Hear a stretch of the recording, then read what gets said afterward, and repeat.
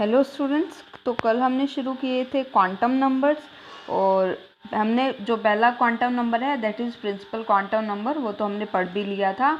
आज है हमारा सेकंड क्वांटम नंबर जिसको हम बोलते हैं azimuthal quantum number. Azimuthal quantum number के दो और नाम हैं, इसे बोलते हैं subsidiary quantum number, subsidiary quantum number, या फिर इसको बोलते हैं एंगुलर क्वांटम नंबर। ठीक है, तो ये तीनों के तीनों नाम इसी के हैं। तो एंगुलर क्वांटम नंबर। अब क्या होता है, हमारे पास इलेक्ट्रॉन्स होते हैं, ठीक है, एटम होते हैं, एटम के अंदर इलेक्ट्रॉन्स होते हैं। तो ऐसे इलेक्ट्रॉन्स जो सेम शेल में प्रेजेंट है, मतलब जिनकी प्रिंसिपल क्वांटम नंबर n की वैल्यू सेम है, ठीक है, मतलब एक ही शेल के अंदर अगर दो इलेक्ट्रॉन हैं तो उनकी एनर्जी सेम नहीं होती। ठीक है, इन्हीं की एनर्जी के ऊपर बेस्ड तो जो शेल्स होती है ना, उनको हम सब शेल्स में या फिर सब लेवल्स के अंदर डिवाइड करते हैं। ठीक है, और इनको हम एक और क्वांटम नंबर की हेल्प से डिज़ाइन करते हैं या फिर एक्सप्लेन करते हैं, जिसे हम रिप्रेजेंट करते हैं एल से। ठीक है, एजीम्यूथल क्वांटम नंबर जो है हमारा, इसको किसने दिया था? एक साइंटिस्ट थे सोमरफेल्ड नाम के, उन्होंने ये वाला क्वांटम नंबर हमें बताया था। तो ये जो वैल्यू होती है एल की, ये डिपेंड करती है कि हमारे एन की वैल्यू क्या है, मतलब जो हमारी प्रिंसिपल क्वांटम नंबर है ना, जो मेन शेल है, उसकी कितनी वैल्यू है उसके ऊपर ये डिपेंड करेगी। कैसे डिपेंड करेगी? अगर हम मान लेते हैं कोई पर्टिकुलर वैल्यू है एन की, तो एल की वैल्यू हम कैसे निकालेंगे? L will be equal to 0 to n-1। ठीक है, तो ऐसे करके इस फॉर्मूले के थ्रू हमने निकालना है, या फिर आप सिंपली इसको n-1 भी लिख सकते हैं।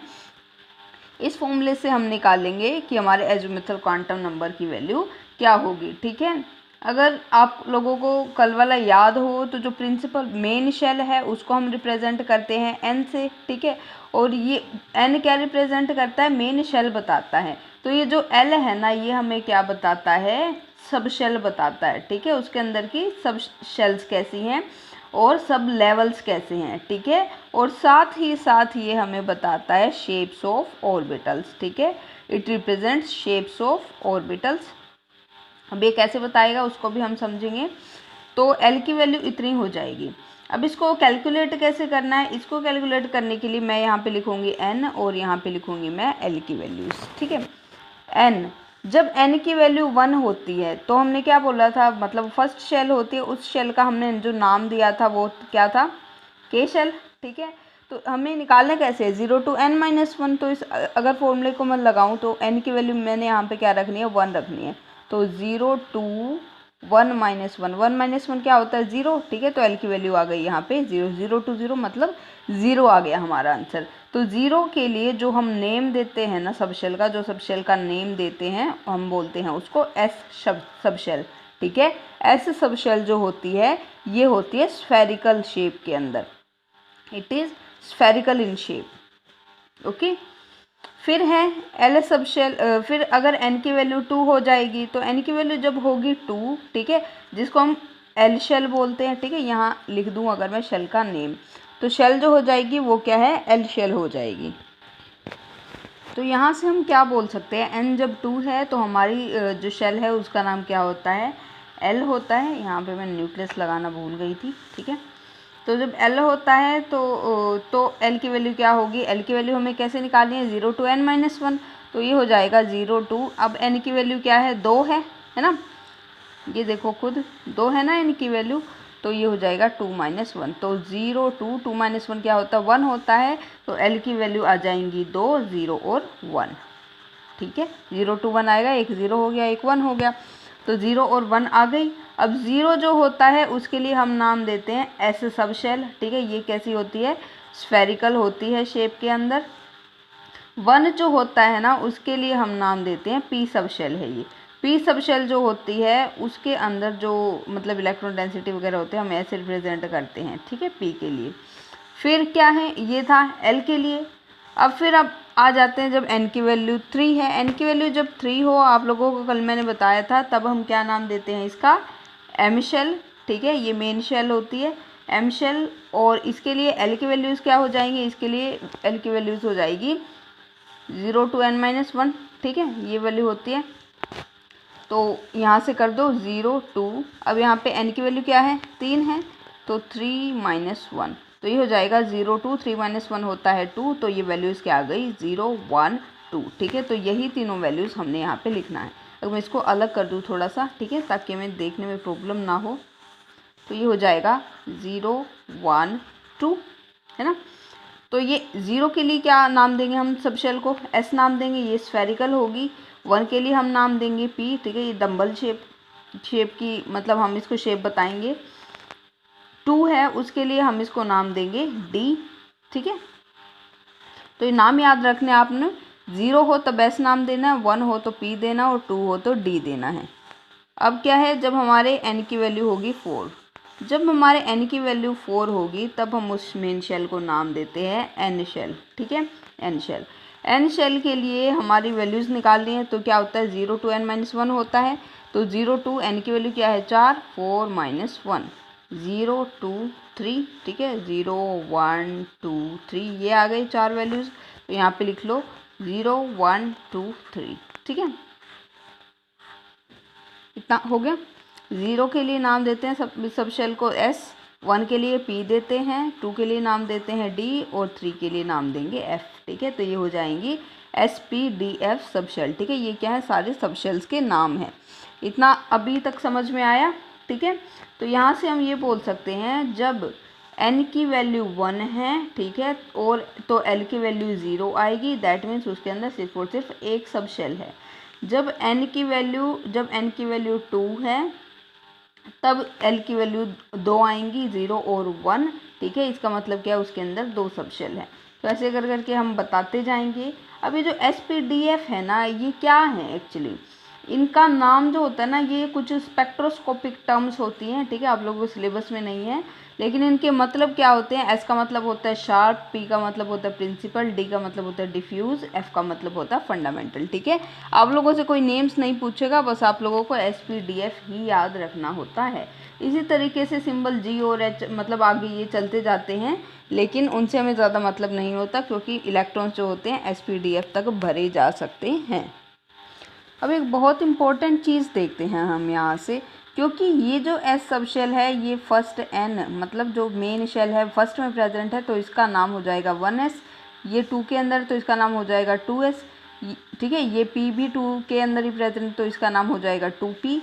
ये वाला S 3 के अंदर प्रेजेंट है, तो इसका नाम हो जाएगा 3S, ठीक है। इस सब शेल का नाम हो जाएगा 3P और इसका हो जाएगा 3D। इसी तरीके से इसका हो जाएगा 3S 3P 3D 3F, ठीक है। तो ऐसे करके हम सब शेल के नाम देते हैं, ठीक है।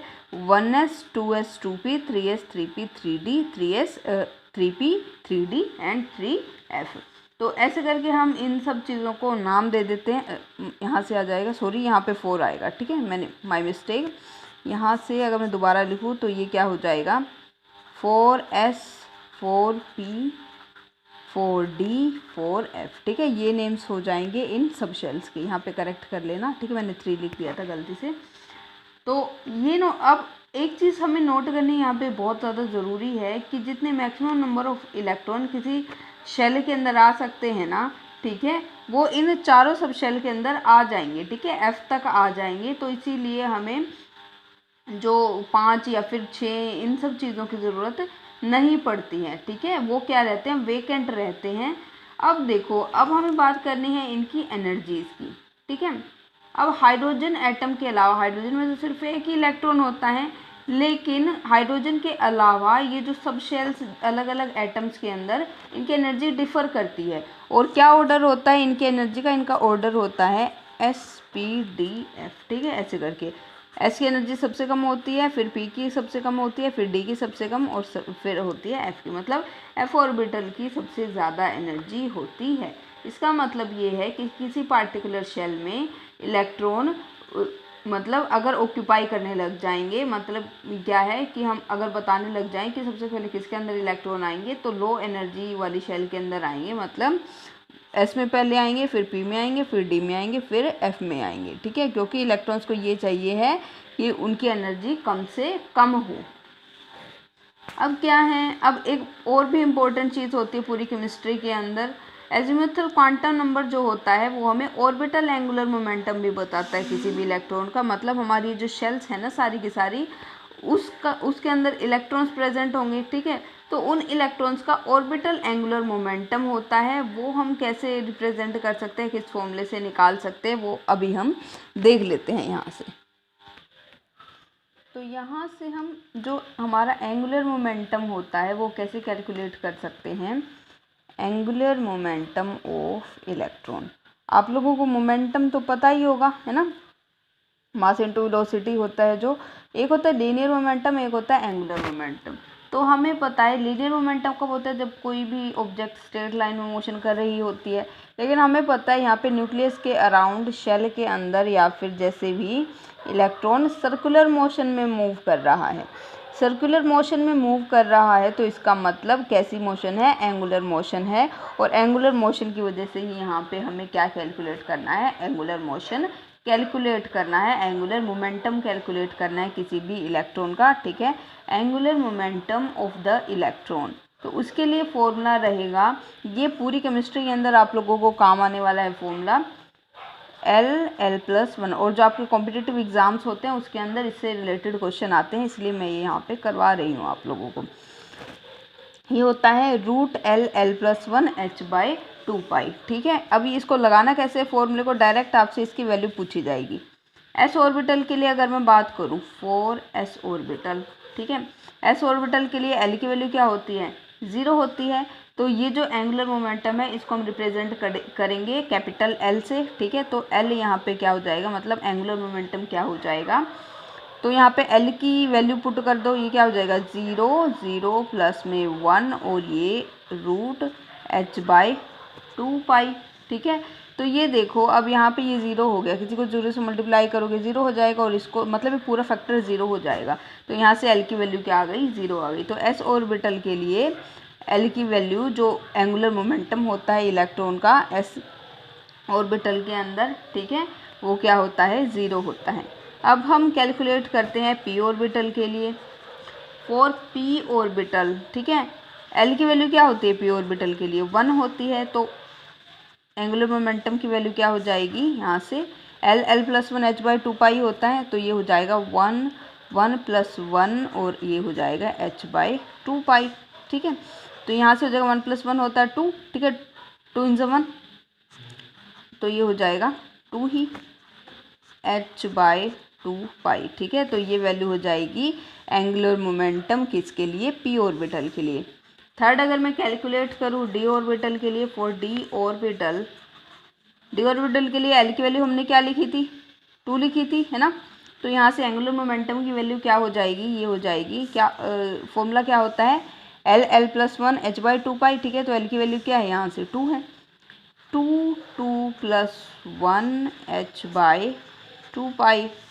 तो L हो जाएगा 2 + 1 = 3, 3 2 = 6 होता है, √6h/2π। यहाँ पे डॉट लगाना मत भूलना आप लोग, ठीक है, √6h/2π इसकी वैल्यू हो जाएगी।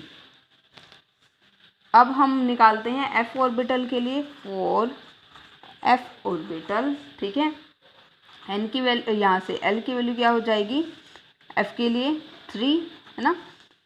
आप लोगों को अगर याद नहीं है तो ये होता है 0, 1 2 3 4, ठीक है, ऐसे होता है ना।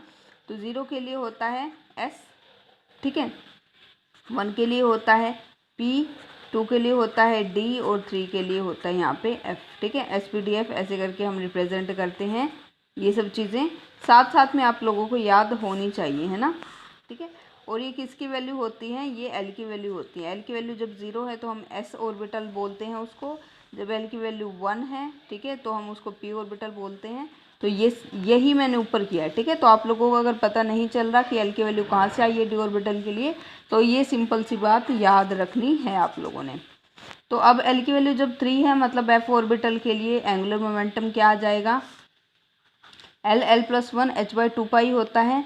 तो यहाँ से L की वैल्यू है 3, 3 + 1 h/2π, ठीक है, यहाँ पे डॉट लगा लेना। 3 + 1 होता है 4, 4 3 ज़ा होता है 12, तो ये हो जाएगा 12 h/2π, यहाँ से एल की वैल्यू हो जाएगी। ठीक है, तो यही है, आप लोगों को मैंने एंगुलर मोमेंटम इलेक्ट्रॉन का निकालना सिखा दिया है। ठीक है, इजी है ये तो आज हमने किया था हमारा एंगुलर क्वांटम नंबर या फिर एजीमुथल क्वांटम नंबर कंप्लीट, और इससे ज़्यादा कुछ भी नहीं पूछा जाता है आप लोगों से।